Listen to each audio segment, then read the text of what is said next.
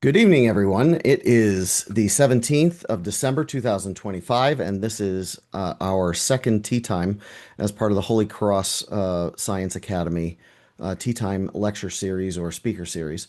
Tonight, I have asked one of my colleagues from Johns Hopkins, who's taught how many years now?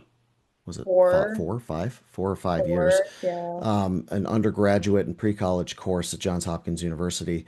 Her name is Prithika Satish, and she went to Morris Catholic High School, where I started a or at least worked on a science academy there. But I didn't actually know her as well as I knew her sister until, we were introduced, and then she became one of my teaching assistants. She had a major in exercise science with a minor in chemistry at Sacred Heart University.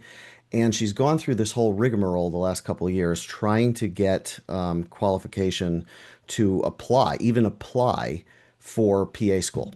And I thought that it'd be really valuable for you guys to kind of hear what that arc sounds like. What is her perspective as somebody who's not much older than you, though she feels it right now, and because of the conversation that we had just before you guys came in. But what she's not much older than you, and she wants, she's been through this, and things are changing very fast. So I thought it would be good to get her perspective. So, Miss Satish. Hey guys, really excited to be here. I see that a few more people are trickling in, so I guess we can get started. There we go. Let me There we go. mute some text messages and such, because Apple. Okay. Alrighty. Shall I get started? Yep. Okay. Um, why? There we go. Okay, Char already kind of introduced me, but I know that something he wanted me to talk about is like athletics and track because I was a runner in high school.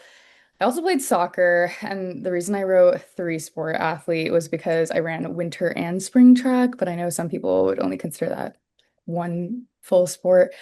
So I don't know if I feel like there's a lot of athletes here because I heard that practice was running late because of the water main break. So hopefully that this presentation is a little bit relatable. As Char said, I majored in exercise science and I was a minor in chemistry. I personally went the exercise science route because at the time I was just really interested in just all things musculoskeletal, and I really loved anatomy. In high school, I had a great anatomy teacher. And honestly, I didn't really like biology very much. And part of it was that I didn't have the greatest high school teachers for that. So I think I just had it just gave me like a sour taste in my mouth.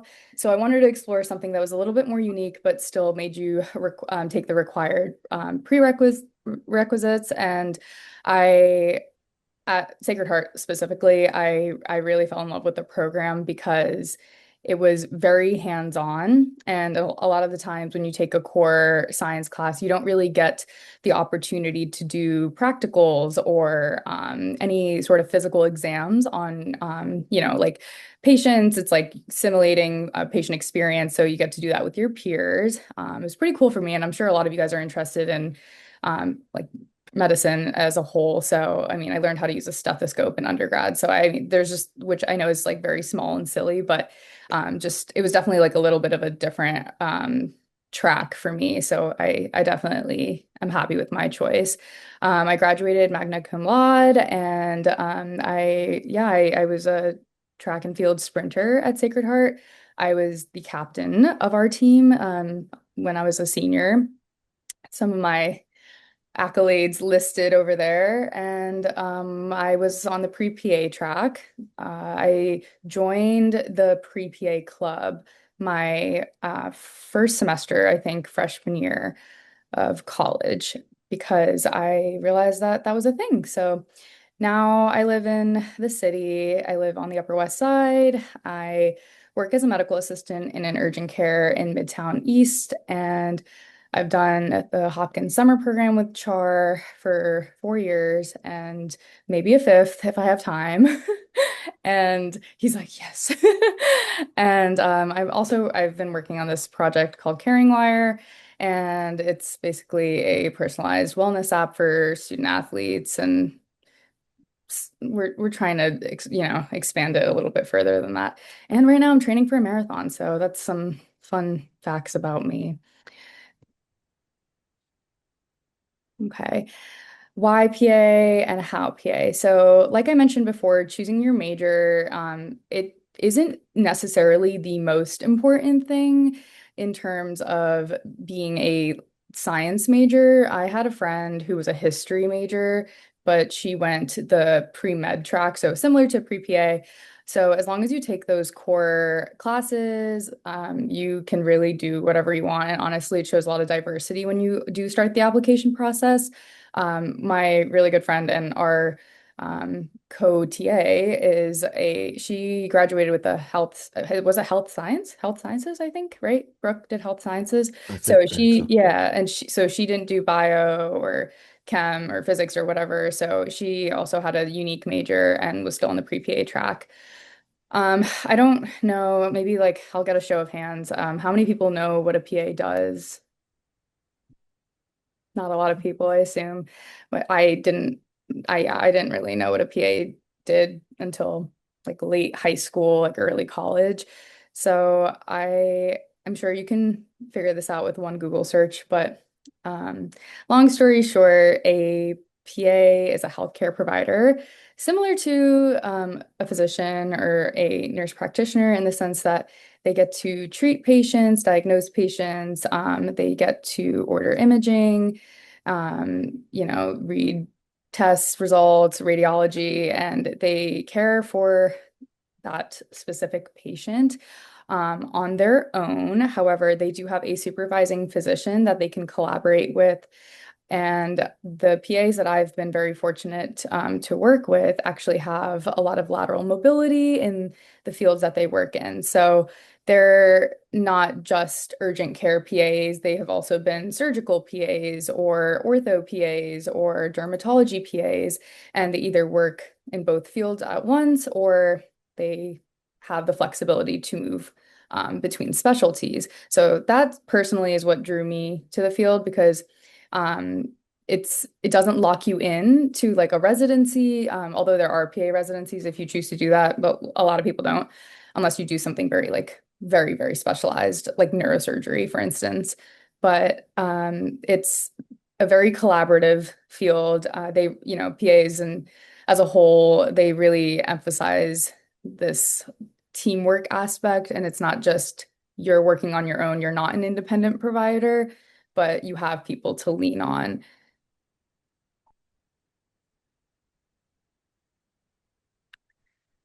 Okay. So I thought I wanted to be a doctor. I honestly had at that point in my life, I had only heard about nurses, doctors, PTs, ATs. That was just my exposure at the time. And honestly, it wasn't until my grandfather died of cancer and he was first diagnosed. He went to a hospital. And a PA was on his care team, and they had said, you're gonna get XYZ test results, and they were the first person to kind of um, take charge of his care. So that was my first exposure to a PA. And, at the time, I still didn't know what a PA was. I just thought I was like, oh, she's a type of doctor.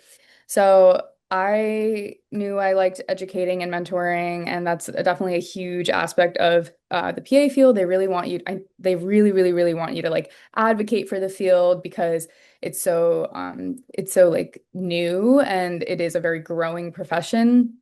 So when I was a freshman in college, that's when I started to explore other options. And also, when you do get to college, you'll have advisors, and especially if you are on a pre-health track, they should be giving you, other options and just giving you all the tools to succeed.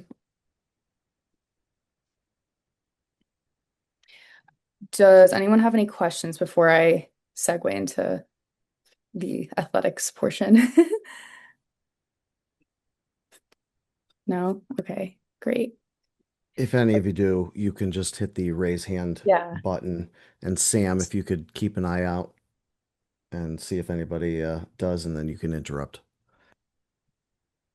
Yeah, and if I'm not explaining something like well enough, please interrupt me or Char interrupt me. Um, let me know. Okay. Show of hands, how many people are interested in college athletics? Okay. Char. Okay, two people. So was it Christopher and Carter? Is that it?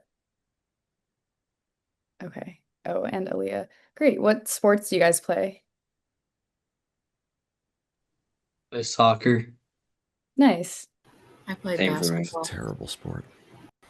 What'd you say, Leah? Basketball, but I'm taking a break this year. I didn't hear Christopher. I play soccer. Oh, two soccer players It's terrible. Ugh. and a basketball player. Cool. Okay. Do you guys I don't know what grade you're in, but have you guys started doing like the scouting stuff for your profiling or anything like that, or is it too early for you? It's too early. Okay. Yeah.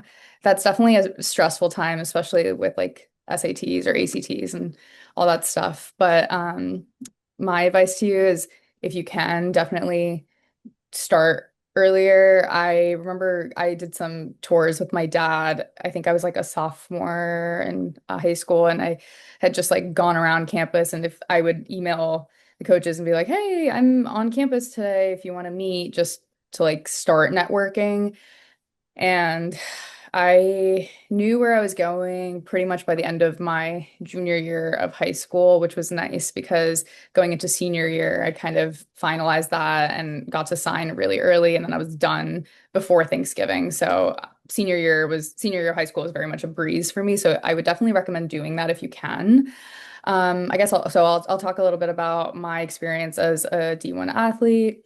Definitely had, because of track, if anyone runs track here, you know that track meets go very long. They can be upwards of 9 to 12 hours, and that's not fun. And that can obviously take a toll on your mental health, physical health, and your academics. And it's important to time manage and just learn a lot of discipline. So, despite having practices early sometimes and also waking up for track meets at like 4:30 in the morning, I was a member of a number of clubs. I was in a chemistry honor society. I was in the pre-PA club and the exercise science club. And then there's this something called the American Academy of Physician Associates, which is just a basically a subdivision of being a part of the Sacred Heart pre-PA club. It's just the national organization for it. So something that I learned in college early, and I'm happy to talk about this, but I got a D plus in biology, and I was just saying how much I hated taking biology in high school. And then of course I did not do very well my freshman year of college. And part of it was poor study habits and just learning not learning early enough that you have to change some study habits for college.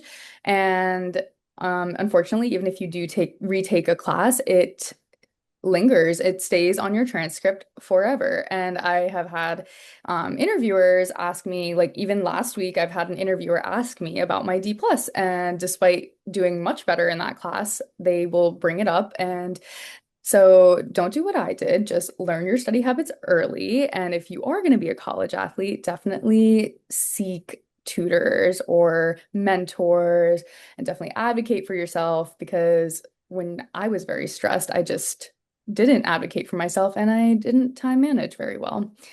That changed throughout college as I became a tutor for those upper level science classes and did much better and graduated with Latin honors, but it definitely took some time for me. I'm sure you guys are much better students than I was because I would goof off a lot. So I hope you guys aren't like that.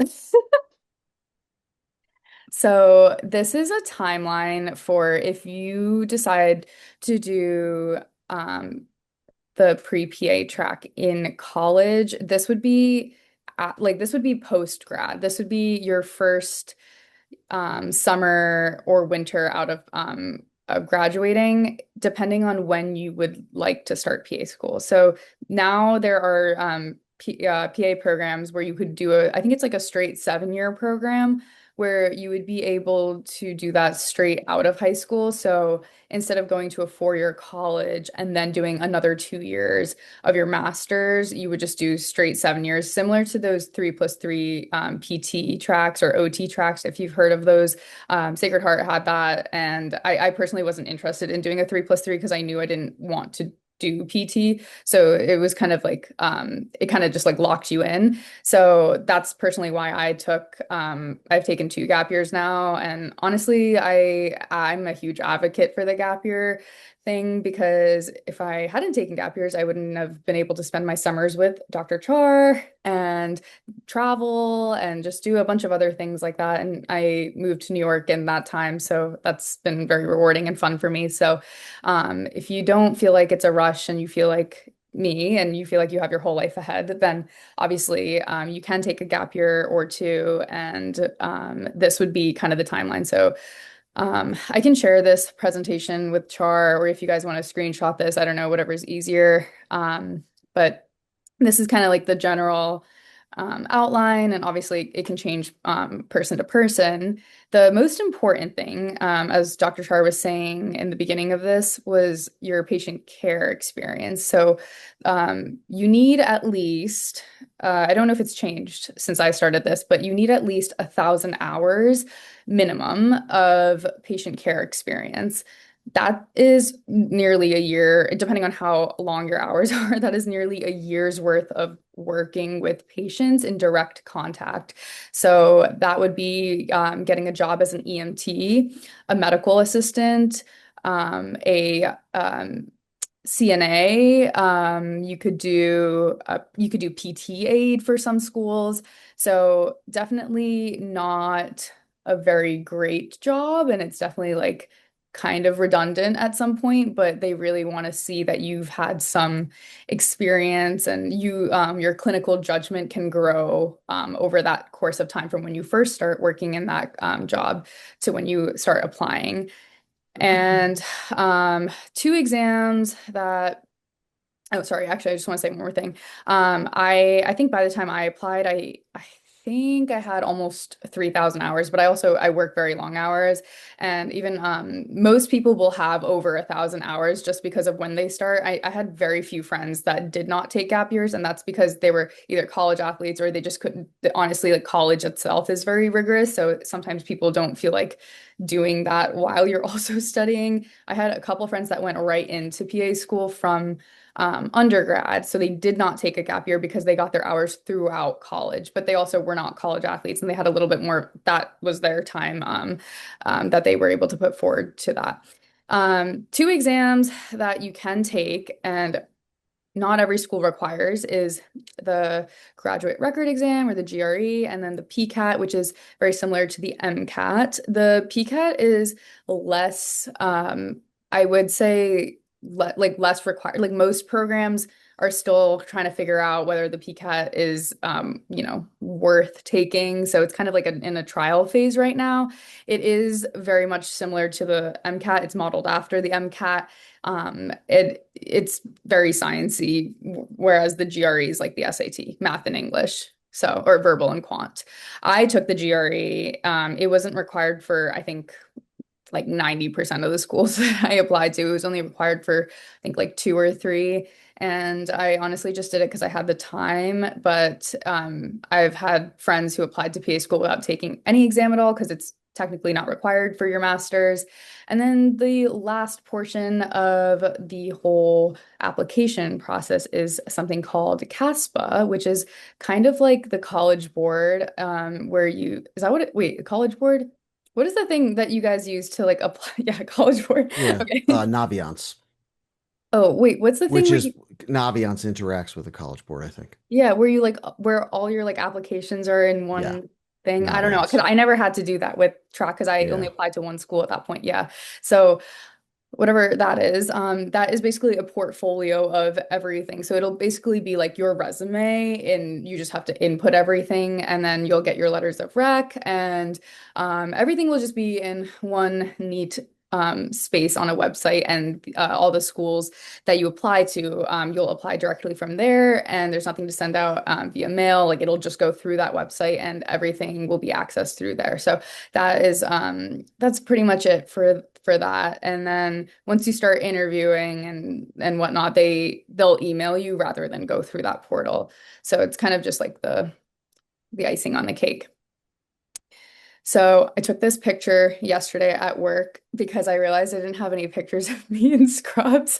So this is where I'm at now, and some stuff I did to get here. As I mentioned before, I am a medical assistant at Medbury Urgent Care in Midtown Manhattan, Midtown East. The urgent care that I work at it's very unique. And just being in the city in general, obviously, you're going to have a very diverse patient population. You're going to have patients of all different socioeconomic statuses, which personally I like. And I know that's not for everybody, but for me, it's interesting to see a homeless patient, and then 5 minutes later, you're seeing someone who works for the UN. And then 10 minutes later, you're helping do a physical for an FBI agent. And that's pretty cool to me.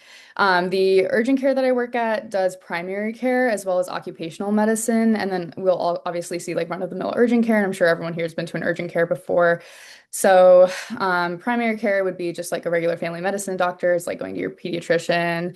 And occupational medicine is honestly been like the most rewarding thing for me, because you meet a lot of people from all sorts of walks of life. Like I just mentioned the FBI agent. Like our urgent care has a contract with the military and the government. So we'll do like Secret Service physicals, and we'll do like military physicals, and then we'll also do like those big bus tours that you see in New York. We have a contract with them, so we'll do physicals for those drivers. So that's pretty cool for me, because obviously those are all very different people. But on the same day, you'll help treat a homeless person. So that's crazy. My shifts are long. I typically work 12-hour shifts, so that's usually an 8 to 8 if I get out on time. And I work 3 days a week, which is really nice because I have multiple days off during the week. So I'll usually work Monday, Tuesday, and Thursday. So Wednesdays, Fridays, Saturdays, and Sundays are off for me unless I pick up other shifts or, change my schedule to travel. I personally went into urgent care for this job because I really wanted a broad exposure to medicine and work very hands-on with any patients, and really, make use of the whole patient care experience, because sometimes like you'll have an opportunity. So a lot of my friends had opportunities to work in dermatology as medical assistants in their gap years, and they really, really like dermatology, but it's very it's very black and white sometimes. And your role as a medical assistant, you don't really get to have as much interaction with the patient as you may in family medicine or urgent care. And I did not want to work in the ER in my gap year, because that's not fun as a medical assistant. I'm sure it would be a little bit more fun as a physician or a PA or a nurse. But this was kind of my exposure to corporate medicine. So, just because I work for a very large urgent care company, I did some certifications. I did get my medical assistant certification. You do not need one to become a medical assistant. I just did it because I was bored, and I had started it, I think, like right after I graduated college, and it was that summer, that summer that I had graduated college. So I was just bored, and I did it very quickly, and I passed the exam. And then definitely you should volunteer as part of your portfolio for PA school. A lot of schools will highlight that they want, their PAs to be very well diverse, and just know different types of patient populations without, even if you aren't, working with patients, they would like to see that you are interacting in diverse situations. And that is pretty much the whole like volunteering part. But I've had enough volunteering experience over the past few years, so I wasn't really too worried about that. I did volunteer a little bit when I moved to the city, like food pantries and working with students, like grade school students. And then of course leadership experience. That was a little bit easier for me to gain because of college track, but definitely I know it's hard for every single person to be a star and to stand out, but they kind of expect that, which is a lot, but they do expect that. Some other jobs that I had before starting this job as a medical assistant. I mean, I was a medical assistant before this too, but I was working at a hip and groin center. So I was working for a hip surgeon, and I really loved ortho at that time, and I really, because of my exercise science degree, I was really into that. And then I had gotten a hip surgery myself, so I was very, very enthused by that.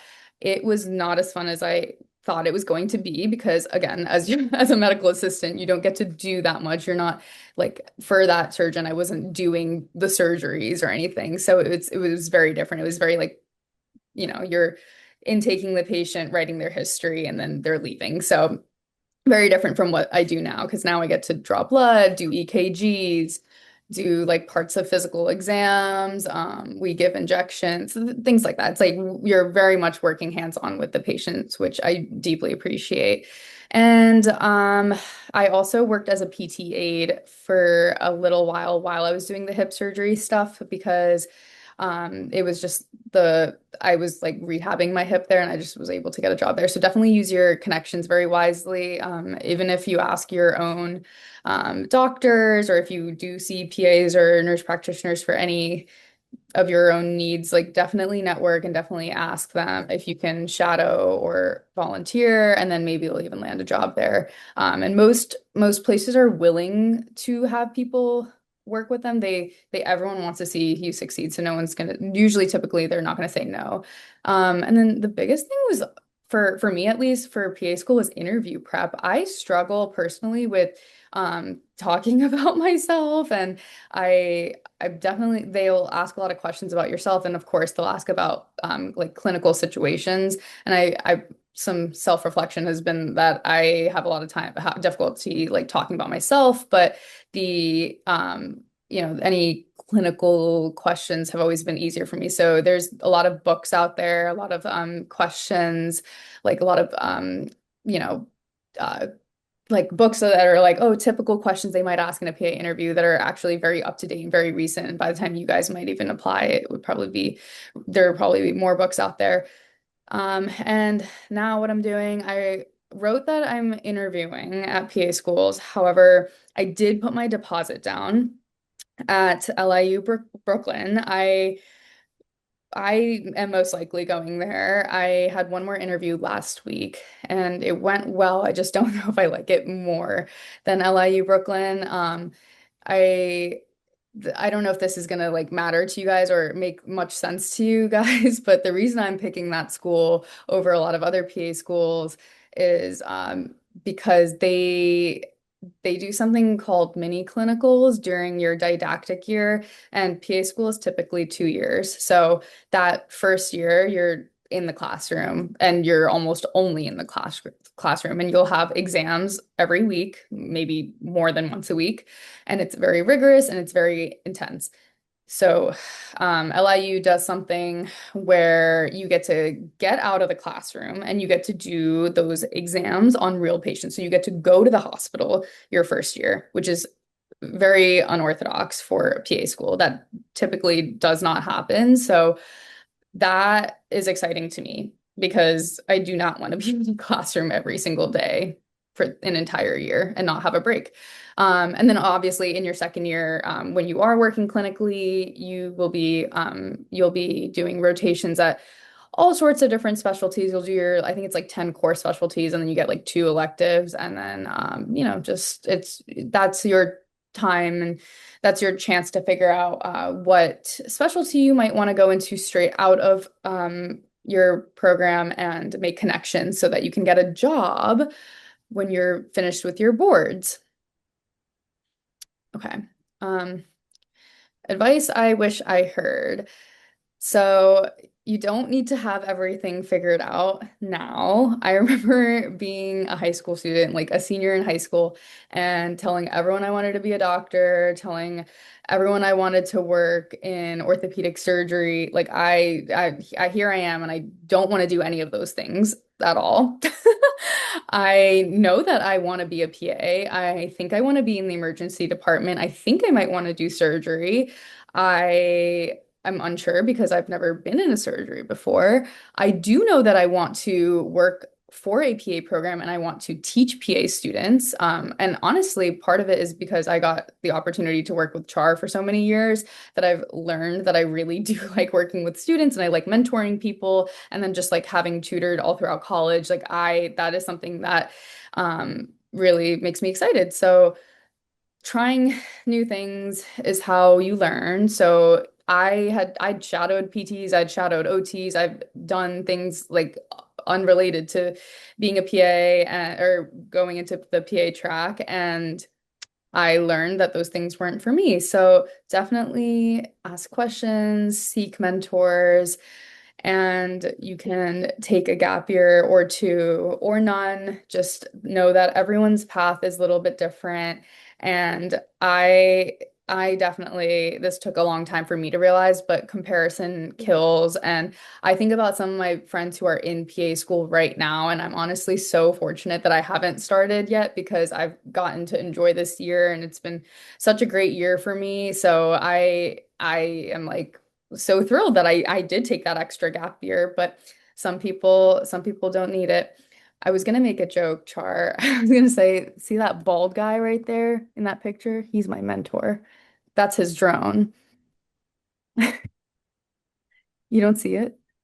Why are you I frozen? see it. Oh, you were I see frozen. I it. Oh, yeah, couldn't. Okay. yeah. Yeah. Any questions? If you, I actually do. I have a couple clarification questions because Sure. so I was kind of under the impression, as Miss Satish mentioned, she and one of her colleagues who was teaching with me, Brooke Morin, were kind of in the same funnel. They were trying to do the same thing to get into PA school, except that Brooke is what, a year behind you. Was it a year or She's 2 years? 2 2 years. years. And my first question was, is it even possible now to not take a year to get your hours? So that's what I was saying. Like, I had one or two friends that went directly into PA school, but they had started getting their hours like freshman or sophomore year of college. But they were not an athlete, and Yeah. they were the president. They ended up becoming the president of the pre-PA club. Like that was their life. Like Mm. they wanted to be a PA so badly, and they also ended up going to Sacred Heart. So she just stayed at the same program or same school. So a little bit easier for her. Um, I recommend taking a gap year. I think that, oh my God, Lila. I just told her My no one parents, would I'm so notice, sorry. I didn't and want to then you interrupt. just My bad. Keep doing your thing. Hi. That scared me. That's so funny. Um, what I was gonna say is that I recommend taking at least one gap year. I had this conversation with my boyfriend earlier. He's a first year resident at Mount Sinai, so he went a different path than me. But he was saying I should mention that you do not have to take a gap year because he did not take a gap year going into med school, really. But you really everyone's path is different. It's what you want, what life experiences you want. I personally, I've been able to travel. I've made so many friends in New York. I've gone to rekindle old friendships. Like I've just had a different experience my priorities were different. I personally was not ready to get my master's. I was very burnt out after undergrad and I just needed a break. And that's okay. But it's not like a real break because you're working and you're doing application. Like you're not actually taking a break. It's just that you're not going directly into a program. So it's a little bit of a mental break. so remember, I thought it was earlier in the summer, like right when the summer started, that Brooke had said that the is that CASPA had Yeah. doubled the requirement for hours. So Yeah. you slipped in, I guess, got grandfathered in at 1,000 hours, but Um, they doubled 50, it so that yeah. she has to do 2,000 hours, which I thought that was mind blowing. But you did just mention that you have people who did like 3,000. It's not that big a deal. I did over th You like did over three? 3,000. Yeah. Yeah. Yeah. So that's what I was saying. Like 1 year of experience is about 1,000 hours. And you never want to be in that like minimum requirement because they kind of weed you out. Mm. I honestly I got disqualified from Tufts because I didn't read the fine print that you can't have a PA write your letter of rec and have shadowed that PA. But I was like, I work with her every day like that. And I just got disqualified. They didn't even look at my application. So Why would you not want her recommendation? Isn't that the point?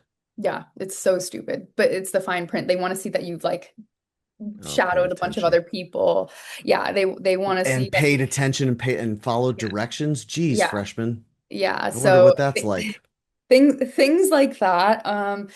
So yeah, definitely. And every single school says that you will get priority if you have over 1,000 hours. Like I think it was Northeastern or uh MCPHS or one of those Boston schools, it said that if you had 2,800 hours, you'll get more priority.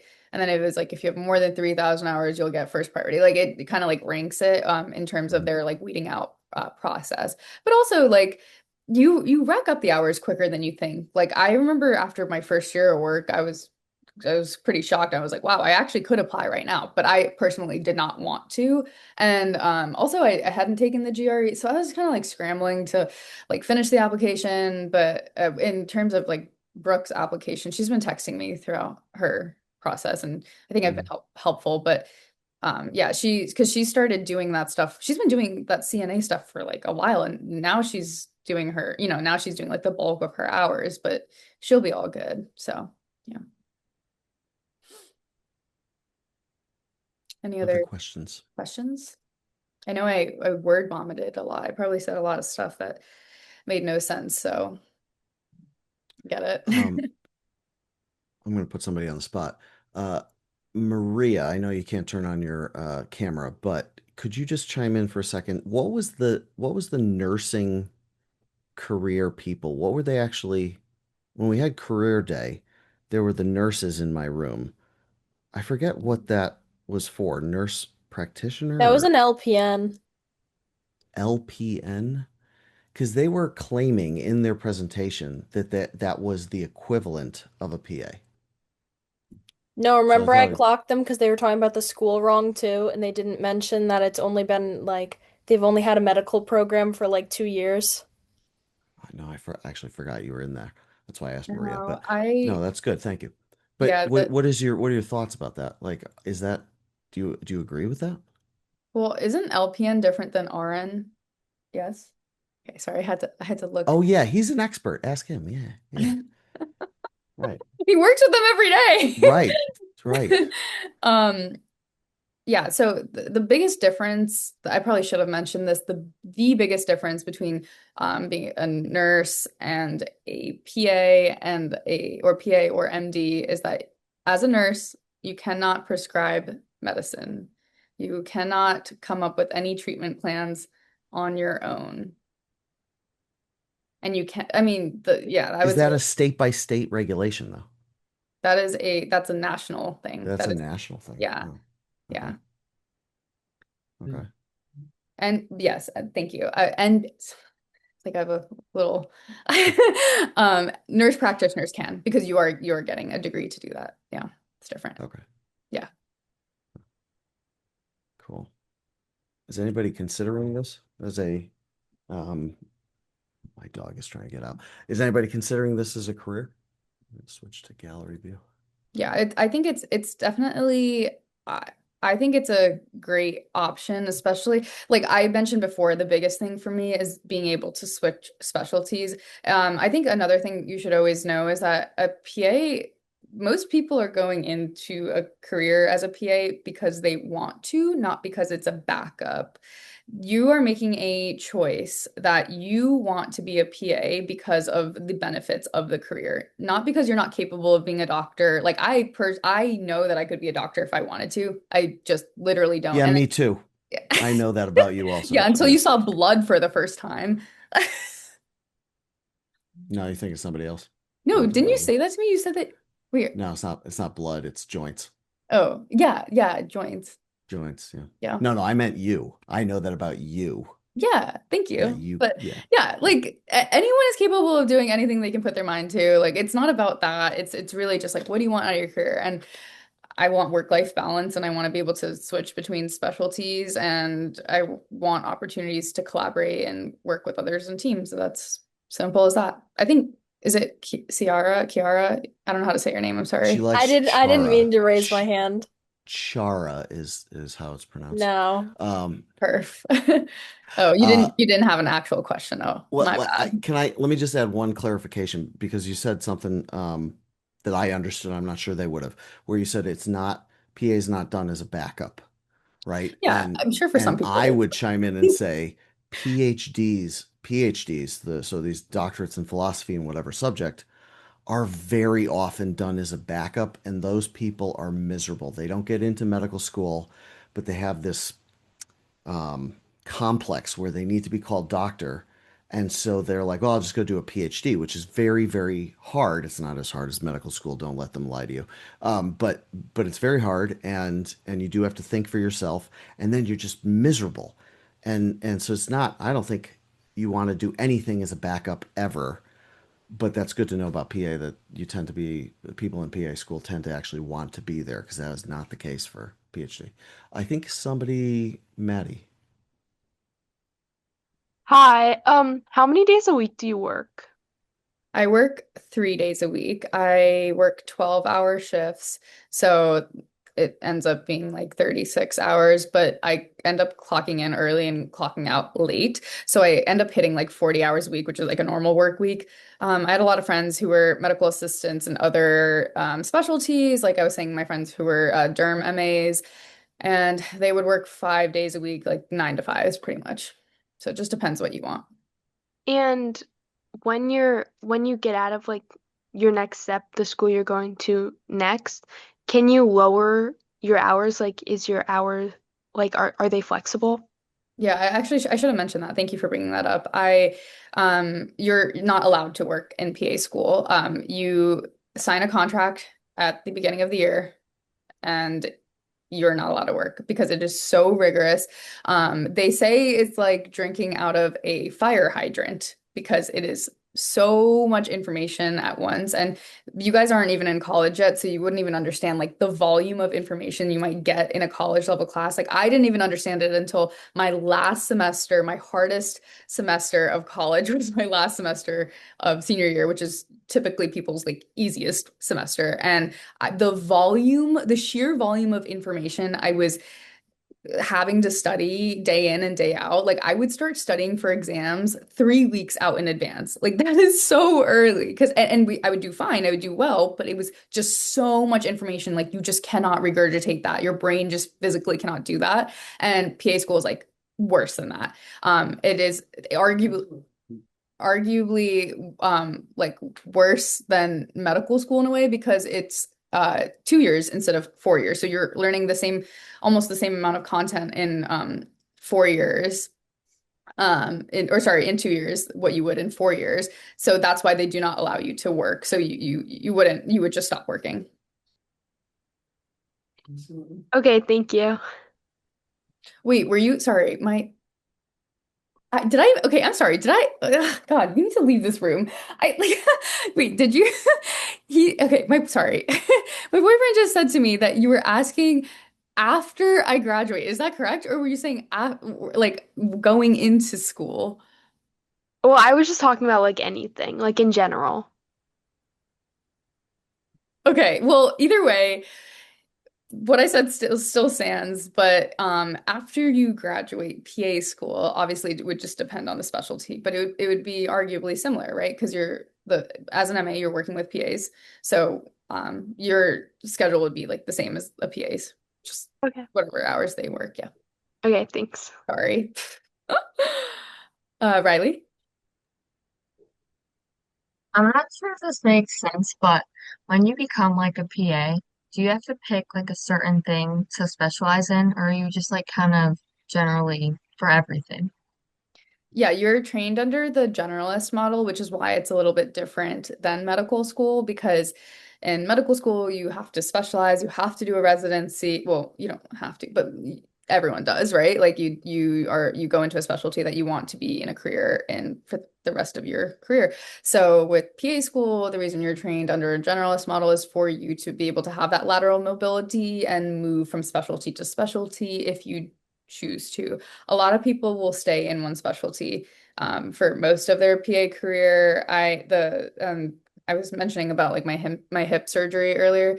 The PA that was on that team, she had been doing surgeries with that physician for 20 years. So like some people do that, but then I work with PAs who some of them work in ortho surgery and then they also do urgent care as like their side hustle, or some of them worked in spine surgery for a number of years and now that they have kids, they want an easier work-life balance, so now they work in urgent care so they don't have to be on call, right? So things like that. So that's really the appeal of the job.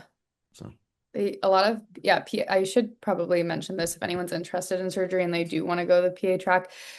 You are first assist, typically, depending on where you are. You are not the surgeon, you are a surgical assistant.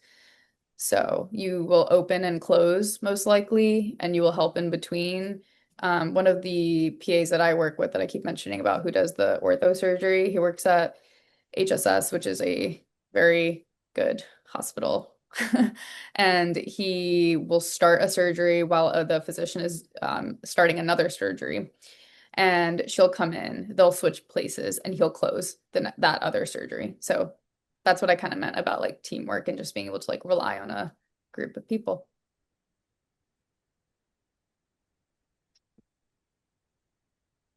anybody else? You can also ask me non-PA questions. Yeah, I don't have to be the voice of reason regarding PA school. Sports questions or Life questions, New York questions, New anything. York questions? Yeah. Sacred Heart questions, like it's not that far from Waterbury. Mhm. Riley, Riley? Were you still able to like enjoy college? Because your college life sounds like it was kind of like intense, like you had a lot going on.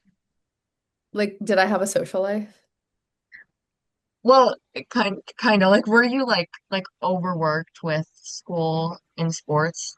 Um, well, that's what I was kind of I mentioned this before, but I definitely like don't do this, but I definitely goofed off a little bit my first semester.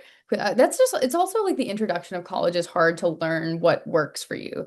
Like some people can stay up all night and still get straight A's. I can't. So, just yeah. So short answer, yes, I was able to enjoy college. I associated myself with people who were very like academically focused, but still knew how to have a good time. And regarding the sports aspect, if you're an athlete in any division, your life is just going to be different naturally because you do have to show up for a lot of required things. So, I personally, I'm happy I did it. It kept me disciplined and it teaches you a lot of rigor. And I, yeah, I was able to enjoy college. Samantha. How did you balance like sports in college while still like doing the school part of it? Yeah, I mean, it was definitely hard at first. It's a lot of trial and error because, like I said, you just have to figure out what works for you.